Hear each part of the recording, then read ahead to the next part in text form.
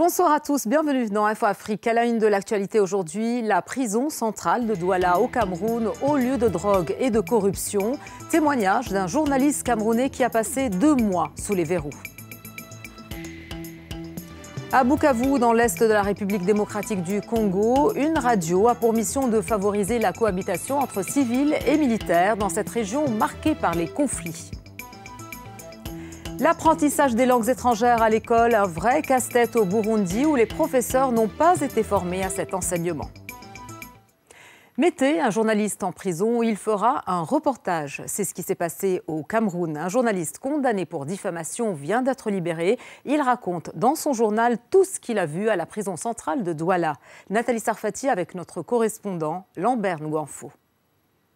À la une du journal Parole, un article explosif qui pointe du doigt les conditions de détention à la prison centrale de Douala. L'auteur n'est autre que le directeur de publication du journal, Jean-Marie Tchatchouang. Il sait de quoi il parle. Ce journaliste a passé 2 mois en prison pour diffamation, 2 mois d'enfer dans une cellule exiguë, insalubre, dans un environnement malsain. La prostitution, les viols, les viols contre des enfants, sur des enfants, sont courants au sein de la prison centrale de Douala. La réputation de la prison New Bell n'est plus à faire. Surpeuplée, elle accueille toutes les délinquances, des femmes, des enfants, des petites frappes, de grands criminels et même des détenus en attente de jugement. Ici, le trafic de drogue est monnaie courante et tous les moyens sont bons pour faire rentrer la drogue dans la prison.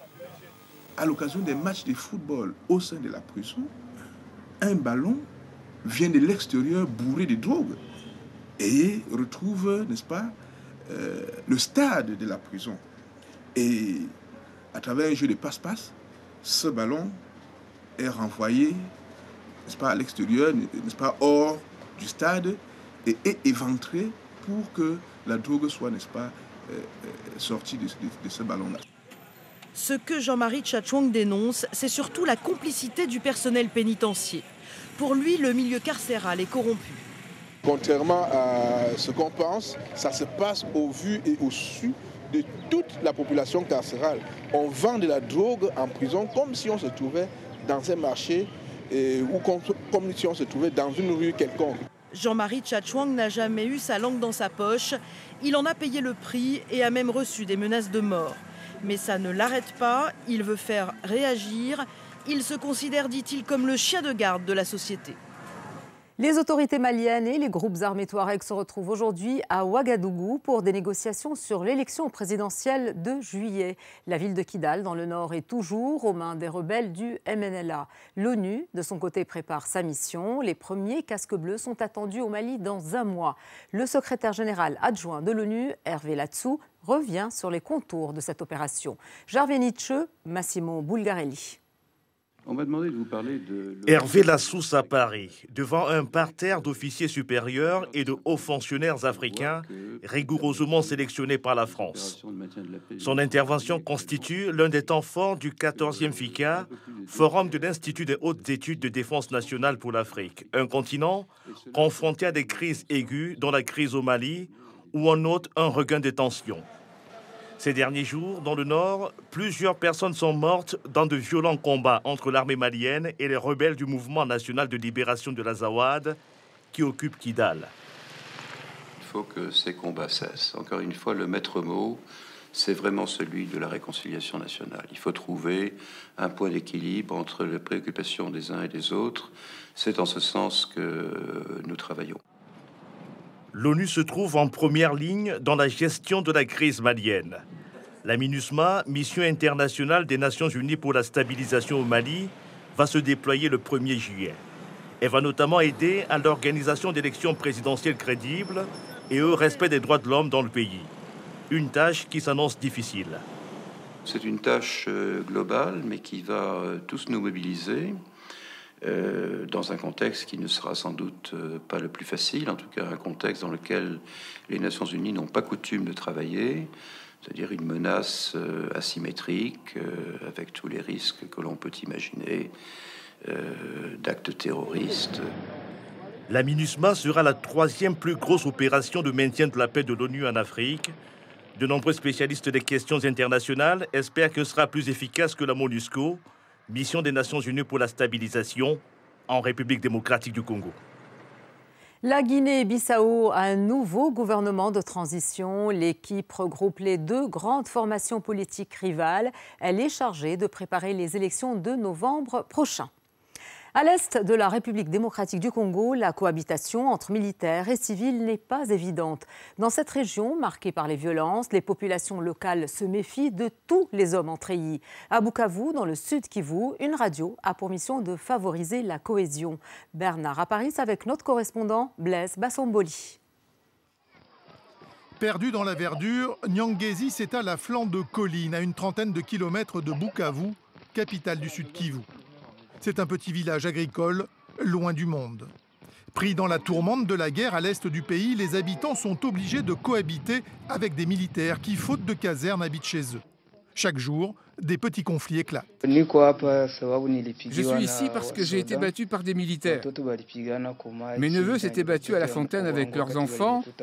Les soldats sont venus à la maison les chercher, ils étaient absents. Ils m'ont battu, ils m'ont frappé. Pour apaiser les relations, une radio communautaire donne la parole aux protagonistes.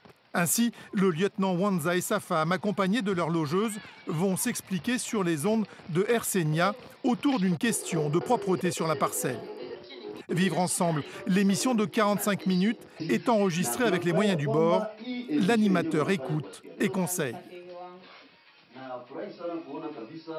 Cette mission nous aide à sensibiliser cette population à une cohabitation normale, c'est-à-dire les militaires et civils, parce qu'il y avait déjà des conflits entre les militaires et les civils. De retour dans la parcelle, ils peuvent écouter l'émission et les recommandations adressées à tous. L'émission Vivre Ensemble nous a aidés par des conseils. Nous avons compris que nous sommes des hommes, nous sommes appelés à cohabiter.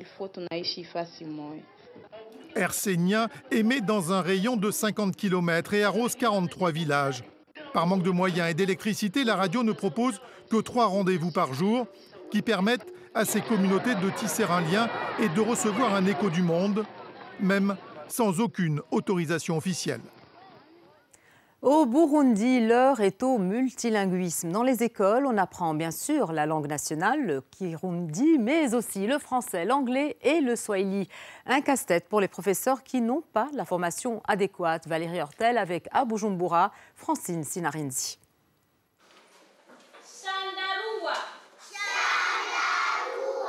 Dans les faubourgs de Bujumbura, leçon de swahili pour ces élèves de première année de primaire. Ils sont 96 dans la classe. Du swahili, l'institutrice n'en a que quelques notions, un peu floues. Elle se débrouille comme elle peut. Nous, à l'école, nous n'avons jamais appris le swahili. Nous enseignons cette langue parce que nous savons lire, mais on n'a pas été formés.